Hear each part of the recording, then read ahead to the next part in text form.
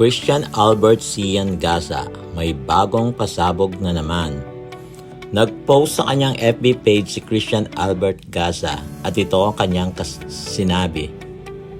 Chismis, yung may-ari pala ng Flava ay nagtayo ng another vape company. Ito ay ang Flare. Nagtalaga siya ng dalawang dummy owners, namely Mr. Paul Bibas and Miss Mika Salamanca. Ni-raid kahapon sa Vape Festival yung Flare. Tama nga ang chismis ni Cian Gaza. Ayon sa GMA News, nakumpiskahan ng BIR ang mahigit 5,000 vape na walang internal revenue stamps at hindi nagbabayad ng excise tax ang ilang tindahan ng illegal vape products na lumawak sa Philippine Vape Festival 2024 sa Las Piñas City. Marami namang netizens ang nag-comment tungkol sa chismis ni Cian Gaza. Sabi ni Mark Jason Corpez, Flava to Flare, ayaw kasing magbayad ng tax so tamang gwis, gusto puro kabig lang. Sabi naman ni John, taob na kasi tobacco kaya vape tinitira. Si Maki De Gia naman, sabi niya, sana bago nagbalik sa pagpapa-event ng vape, inayos muna yung mga dapat ayusin at nag-comply muna sa nire-require ng government para walang ganyan. Sabi ni Quiz Carillo Ignacio, Flare na nga, nakumpiska na naman. Nag-comment din si Buntoy, may nagpahuli dyan, yung mga legal na nagbebenta ng vape.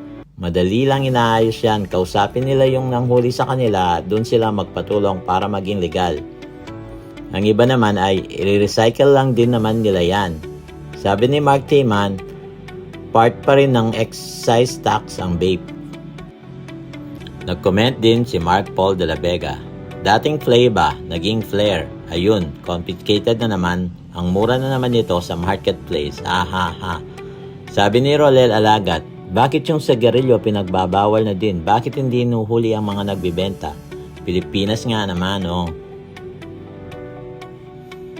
Kung tinataas ba naman yung bigayan, di na makukumpiska yan. Sabi naman ni Robert Gonzales Jr., bakit kaya hinahanapan ng tax stamp previous nga daw yung pinamigay kaya dami nag-effort pumila. Ito pa ang mga ilang nag-comment. Walang lagay. Mga ayaw sa vape pero sa Yossi gusto kasi meron tax. Baka naman higupin nyo yan mga sir. Resell nyo pa. Buhay nga naman, online sellers, bagsak presyo boss madam. Tapos makikita nakasale sa mga lansangan. Flavor, ano na? Hanggang ngayon, di pa rin nakarehistro.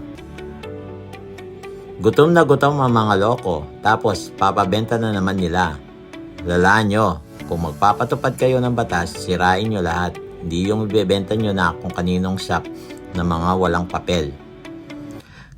Karamihan kasi ng vape illegal. Kailangan nakaregister para sa tax. Alam yun sa Pinas Dami Buhaya. Kakayawang mga nag-invest. Yan ang scam na malupit. May explanation dyan si Cian. Halatang laki ng inggit nito sa Flare pero nung kasagsagan ng Flava, yun din inihipak. Wala naman ako alam anong nangyayari kaya tatahimik lang ako at magmamasid. Baka mahagip ko dito si Kibuloy. Sayang naman ang 10 million. Di ba bawal na magtinda kasi niyan? Sila din mag-leak nitong bid na to for exaggerating the happenings. Imagine, magkano kaya kita ng BIR sa tobacco factory kada takedown nila ng e-cig brand?